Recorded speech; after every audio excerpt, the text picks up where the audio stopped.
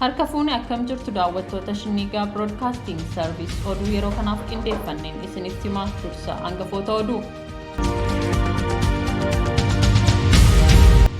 Waraanni bilisummaa Oromoo bakkoota hedduutti haleellaa raawwachaa jiraachuu beeksisaa jira. Yakki sanyii duguuggaa fi gochisuu kanneessaan waraana bilchiginnaan ilmaan Oromoo irratti raawwatamu jabaatee itti fufe.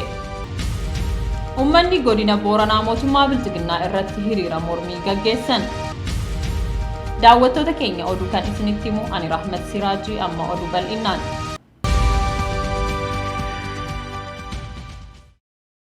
Waraanni bilisummaa Oromoo bakkoota hedduutti haleellaa raawwachaa jiraachuu beeksisaa jira. Godina Wallagga Bahaa Ona Waayyuu Tuqaatti waraanni bilisummaa Oromoo Onkoloolessa 28/2021 haleellaa waraana mootummaa irratti raawwateen guutumaan guutuutti oonicha dhuunfachuu beeksisee jira. Haleellaa kana hordofee waraanni mootummaa hedduun waraana bilisummaa Oromoon ajjeefamuun gabaafamaa kan jiru yoo ta'u tarkaanfii kanatti kan dallane waraanni mootummaa konkolaataa hedduun magaalaa Naqqamtee irraa garas imaluun ilmaan keessantu hidhatee nu lolaa jira jedhee manneen uummata nagaa hedduu ibiddaan gubee barbadeessuun beekamee jira. Akkasumas dirreen cinnitti illee waraanni mootummaa gocha wal fakkaatu raawwachuun manneen uummataa hedduu ibiddaan barbadeessuun baramee jira.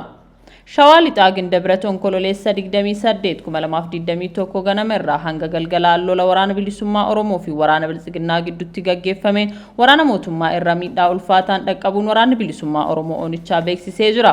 Yeroo ammaa waraanni bilisummaa Oromoo onoota Oromiyaa bakkoota garaa garaatti humna jabeeffachuun waraana mootummaa lolaa jiraachuu beeksisaa jira. Uummanni godina Booranaa mootummaa bilchiginnaa irratti hiriira mormii gaggeessan.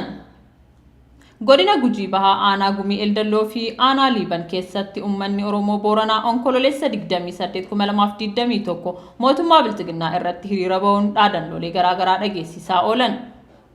Guyyaa kaleessaa Onkoloolessa 28/2021 uummanni Oromoo Booranaa Liibanii fi Gumii Eldalloo gandoota akka Xuxxuffee, Dhakaa Qallaa, Booba, Bulbul, Malkaa Gubbaa, Caffaa Iddii, Hoolaa, Dibbee fi gandoota biroo hedduu keessatti hiriira balaaleffannaa ba'uudhaan gocha duguuggaa sanyummaa mootummaa bilchiginnaan isaan irratti raawwatamaa jiru addunyaatti ibsachuuf sagalee isaanii dhageessifatan. Haaluma kanaan uummanni kun dhaadannoolee akka Oromoon tokko amantiin, lagaan, gosaan, gaaraan adda hin baanu kan Oromoo adda qoodu wal nyaachisuuf tattaaffatu haa badu. Rakkoon bonaa, hongee fi siyaasa karaa mootummaatiin nurra gahaa jiru uummanni Oromoo fi uummanni addunyaa nuuf haa birmatu. Sagaleen keenyas nuuf haa kabajamu. Duulli duguuggaa sanyummaa mootummaa bilchiginnaatiin Aanaa Gumii Eldalloo fi Aanaa Liiban keessatti nu dhabamsiisuudhaaf nurratti duulamaa jiru nurraa haa dhaabbatu. Nuti horsiisee bulaadha, nuti qotee bulaadha. Lafa keenya irratti dhumaa buqqaafamaa jirra malee lafa namaa hin dhaqne. Lafa keenya irraa nu buqqisuun, lafa keenya irratti nu fixuun nurraa haa dhaabbatu.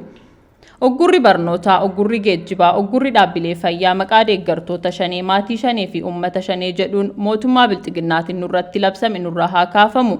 Biyya keenya irratti abbaan biyyaa nudha. Oromiyaa irratti abbaan biyyaa Oromoodha.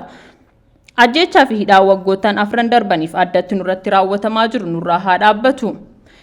Mirgi namoomaa nuuf haa kabajamu. Qawween qabroomnee qawween bilisoomna. Waraanni bilisummaa Oromoo gaachana uummata Oromooti. Haqaaf falmanna ni moona. Alagaaf hin gabroomnu. Labsii koomaand poostii addatti nurratti labsame dura dhaabbannee ni fashaleessina. Nuti dhaloota qawweeti. Qawwee alagaa hin sodaannu. Afaan qawwee alagaa jalatti hin bullu. Nuti qeerroowwan bilisummaa Oromoo, adda bilisummaa Oromoo, waraana bilisummaa Oromoo jalatti hiriirree qabsoo ni finiinsina jechuu dhageessisuun mormii sirna bilchiginnaa Abiy Ahmed durfamu irratti qaban dhageessifachuu isaanii beekamee jira. Godina Booranaa yeroo ammaa balaa uumamaa fi namtolcheetiin hubamaa jiraachuun ishee beekamaadha. Yakki sanyii duguuggaa fi gochisuu kanneessaan waraana bilchiginnaan ilmaan Oromoo irratti raawwatamu jabaatee itti fufe. Godina Shawaa lixaa Aanaa Ada'aa Bargaa laga biratee naannoo warshaa simintootti mucaa durbaa ammaaf maqaan ishee adda hin baane waraanni bilchiginnaa ajjeesee gatuu fi akkasumas godina Jimmaa ganda Bachoo Booree jedhamu keessatti abbaa maatii obbo Muhammad Nuuraa jedhamu maqaa Oromummaa qofaan yakkamee akka horiitti waraana mootummaa bilchiginnaan mormii irraa qalamee ajjeefamee bakkeetti gatamu maddi keenya bakkoota kanneen irraa nuuf himanii jiru. Oduma wal fakkaatuun dargaggoo Dirribaa Dajanee Galatoo namni jedhamu Onkoloolessa 27/2021 Aanaa Amboo ganda Xulleetti waraana mootummaatiin ajjeefamuu Shinniigaan odeeffatee jira. Yeroo ammaa naatoo tokko malee waraana mootummaa bilxiginnaa fi kanneen sirnichaan bobbaafamaniin ilmaan Oromoo bakkoota garaagaraatti ajjeefamaa jiraachuun beekamaadha. Waldaan Kiristaana Araara Waaqayyoo Addunyaa magaalaa Naqqamtee hongee godina Booranaatti mudateef horsiisee bultootaaf deeggarsa taasise. Godina Wallagga Bahaa magaalaa Naqqamteetti kan argamu Waldaan Kiristaana Araara Waaqayyoo Addunyaa raajii masaratiin durfamu horsiisee bultoota godina Booranaatiif hongee mudateef deeggarsa qarshii fi nyaataa taasisuun beekamee jira. Waldaan Kiristaana Araara Waaqayyoo Addunyaa raajii masaratiin durfamu waan qaban walitti gurmeessuun nyaata namaa qarshii miliyoona 4.2 tilmaamamu gumaachanii jiru. Gargaarsa waldaan araaraa godhe kunis deeggarsichi godina Booranaa magaalaa Yaabelloo dhaqqabsiisuu hawaasa Booranaaf kennu isaanii Paaster Rattaa Isaayyee himuu miidiyaaleen gabaasanii jiru. Bulchaan bulchiinsa godina Booranaa obbo Jaarsoo Boruu hoggansii fi jaarsoliin godinichaa qaamolee deeggarsicha taasisan galateeffachuun simachuu ragaa waajjirri koominikeeshinii godina Booranaa irraa argame ni mul'isa. Liigiin mirga namoomaa gaanfa Afrikaa haleellaa milishaa fi hidhattoonni Amaaraa Wallagga Bahaa aanaa Kiraamuu fi Gutoo Giddaatti raawwatame lubbuu namaa fi qabeenya badeef bulchiinsi Abiy Ahmed itti gaafatama jedhe. Kanarratti gabaasa qabna. Jaarmichi ibsa guyyaa lama dura baaseen haleellaa uummata nagaa irratti milishaa Amaaraaf humnoonni nageenyaa bulchiinsa bilxiginnaa godina addaa saba Oromoo Walloo Wallagga Bahaa Horroo Guduruu Wallaggaa Matakkaliif lixa Tigraay keessatti raawwatan dabalatee kan itti gaafatamu garee aangoo harkaa qabuudha jechuun ibse. Liigiin mirga namoomaa gaanfa Afrikaa ibsa baase kanaan ajjechaa godina Wallagga Bahaa aanaa Kiiramuuf Guutoo Giddaa keessatti Onkoloolessa 12/2021 irraa jalqabee raawwatameen suukannaa'u kan ibse yoo ta'u namoota miidhamaniif maatii miidhamtootaaf gaddatti dhaga'ame ibseera. Haleellaa raawwatame kanaan dubartootaaf daa'imman haala suukanneessaan ajjeefamanii jiru. Manneen dhibbootaan lakkaa'aman gubatanii jiru. Qabeenyi jiraattotaa kanneen akka loonii, midhaanii, dukkaana yookaan suuqiif kanneen biroo saamamanii jiru jechuun liigichi ibsee jira. Haleellaa raawwatameen aanaalee lamaan irraa jechuun aanaa Kiiramuuf Guutoo Giddaarraa lammiileen nagaan 56,400 ol buqqa'uun deeggarsa namoomaa akka barbaadan jaarmayichi kan ibse yommuu ta'u sababa rakkoo intarneetaaf hanqina geejjibaa akkasumas daandiin ji'ootaaf cufamuu hordofee deeggarsa namoomaa dhaqqabsiisuun danqaa akka ta'es ibseeti jira. Naannolee haleellaa kanaan miidhaman jechuun kan eera liigiin mirga namoomaa gaanfa Afrikaa Haroo yookaan caffee gaaddisaa, Noolee, Lalistuu Samboo, Libaanoo, Sireedooroo fi Dubbuukkiidhaa jechuun ibse. Magaalaa Haroo qofaa keessatti namoota 25 oltu ajjeefame. Dabalataan Kiiramuu, Guutoo Giddaaf naannolee biroottis haleellichaan uummanni nagaa ajjeefamuu ibsee jira. Magaalaa Luuguu keessatti ammoo uummanni jumlaan ajjeefamuu mirkaneeffadhee jira jedha liigiin mirga namoomaa gaanfa Afrikaa ibsasaa kanaan. Horroo Guduruu Wallaggaa aanaa Jaardagaa Jaarteetti obboleeyyan lama Rabbirraa Bayyanaa fi Billoo Bayyanaa Onkoloolessa 18/2021 ajjeefamanii jiraachuus ibsee jira. Maddeen irraa akkan qulqulleeffadheetti kan jedhe jaarmiyaan mirga namoomaaf falmu kun haleellaa kana kan raawwate humnoota mootummaa naannoo Amaaraatiin hidhachiifamanii bobbaafamanidha.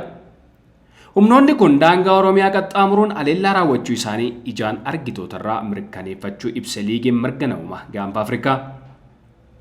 Akkuma aanota Wallagga Bahaaf Horroo Guduruu Wallaggaa Shawaabaatti kan argamtu aanaan Fantaallee qaama haleellaan kun irratti raawwatameedhas jedhee jira liigichi. Yeroo haleellaan kun raawwatamu raayyaan ittisa biyyaa fi humna addaa poolisii Oromiyaa uummata dhumaa jiruuf tumsuu caalaa ajjechawwan garaagaraa irratti bobba'uun isaanii taatee gaddisiisaadha jechuun hojii humnoota nageenya biltsiginnaa qeeqee jira. Haleellaa qilleensarraa bulchiinsa Abiy Ahmed naannoo Tigraayitti raawwataa jiruun yaadda'ee kan jedhu jaarmiyaan mirga ilmaan namaatiif falmu kun waraanni adeemsifamaa jiru guutuu biyyattii keessatti babal'atee cabiinsa mirga dhala namaaf jeequmsa siyaasaa kana caalu osoo hin dhalchin gamtaan mootummootaa gidduu seenuu akka qabu gaafatee jira. Gabaasa dhiyaateef Oliifan Margaa Shinniigaa Broadcasting Service irra. Fiilmiin mata duree isaa gaddii jedhuu fi seenaa gaaddisaa hirpaasaa irratti xiyyeeffachuun hojjetame dhiheenya akka eebbifamu daariktarri fiilmichaa hime. Gaaddisaan barataa cimaa Yuunivarsiitii Finfinnee kan ture yoo ta'u mormii barattootaa qindeessitee jirta jedhamuun mana hidhaa Maakalawiitti dararamuun akka lakkoofsa Itoophiyaatti bara 1998tti lubbuun isaa darbe. Fiilmiin gaddi jedhu kunis seenaa barataa kanaa ka'umsa godhachuun hojjetamuun akka lakkoofsa Itoophiyaatti Onkoloolessa 28/2014tti Finfinnee galma aadaa Oromootti akka eebbifamu daayirektarri fi taatoon fiilmichaa Fiqaaduu Daadhii himee jira. Fiqaaduun fiilmicha keessatti gaaddisaa bakka bu'uun akka taatoo ijootti kan taphate yoo ta'u walumaa galatti taatota 70 ol ta'an fiilmii kana keessatti qooda fudhachuu dubbata. Fiilmiin mudannoo gaaddisaa kan dararaan irra gahee lubbuu isaa dhabe ka'umsa godhate kun iddoo garaagaraa dhaquun akka waraabame dubbata. Taatoo 14 wajjin iddoo gaaddisaan itti dhalate dirree Injinnii guyyoota 4 bullee waraabne jedha Fiqaaduun. Kana malees fiilmiin kun Yuunivarsiitii Amboo fi magaalota iddoo garaagaraatti waraabame akka Fiqaaduun jedhutti. Seenaa gaaddisaa bu'uura godhachuun cinatti bifa diraamaatiin wanti itti dabalame jiraachuu ibsa daayirektarri fiilmii gaddi. Fiilmichi dheerina sa'aatii 2tti siqu kan qabuu fi ulaagaa fiilmii barbaachisoo guutuu kan ta'e hojjetamuu isaa dubbata Fiqaaduun. Fiilmicha keessatti qabiyyeen jaalalaa, jiruu, baadiyyaa, aadaa fi siyaasaa akeekamanii jiru. Fiilmichi qulqullina suuraa 4K standaard waraabamuu eere hojiin fiilmichaa fi baasiin hanga birrii 600,000 baasuu hojjetame jedhe Fiqaaduun. Hojii fiilmichaa irratti garuu ispoonsara barbaadan hin argatin akka hafanillee kaase daayirektarri fiilmichaa. Fiilmiin kun erga eebbifamee booda magaalota Oromiyaa keessa imaluun agarsiisuuf karoorfanne jedha. Fiqaaduu Daadhii gaazexeessaa fi barsiisaa Yuunivarsiitii Rift Vaalii yoo ta'u tiyaatira Duungoo Bilisummaa fi Cancalii Cite jedhu qopheessuun kanaan dura hawaasa biraan gahu himee jira. Oduu biyya alaatiin Saa'udiin mucaa mootummaa mormuu isaa irratti du'a itti murteessite gadhiifte. Kanarratti gabaasa qabna. Aangawoonni Saa'udiin nama yakka mormiin wal qabateen du'a irratti murteessanii turan amma mana hidhaatii gadhiisan. Murteen du'a irratti murtaa'ee tures dheekkamsa addunyaa kaasee ture. Ali Al-Nimr wayita bara 2012tti to'annoo jala oolfamutti mucaa waggaa 17 ture. Innis warra lakkoofsaan xiqqaa ta'an shi'aa yoo ta'u mormii mootummaa irratti taasiseen to'atame. Bara 2014tti ammoo manni murtii fannifamuun osoo hin taane mormi isaa irraa kutamuun erga ajjeefameen booda reeffi isaa uummatatti akka mul'ifamuuf murteesse. Murteen kunis guraandhala keessa erga mootichi gosa yakkaa muraasa ijoolleen raawwataniif adabbii du'aa dhaabanii booda fooyya'e. Saawudi Arabiyaan biyyoota addunyaa adabbii du'aa raawwatan keessaa tokko. Baatii amajjii haga adoolessaa gidduutti yoo xinnaate namoota 40 du'aan adabdee jirti. Kunis kan waggaa darbee guutuu kan caaluudha. Ali Al-Nimr ilma eessuma dureeshaa beekamoo kan ta'an Sheek Nimir Al-Nimr kan bara 2016 aangawoota Saawudiitiin balleessaa shoror keessummaatiin ajjeefameeti. Gabaasa dhiyaateef Oliifan Margaa SHINNIIGAA BROADCASTING SERVICE irra. Daawwattoota keenya oduun yeroo kanaaf qindeeffanne kan hanga ammaa ture qophiilee SHINNIIGAA waliin turtii gaarii.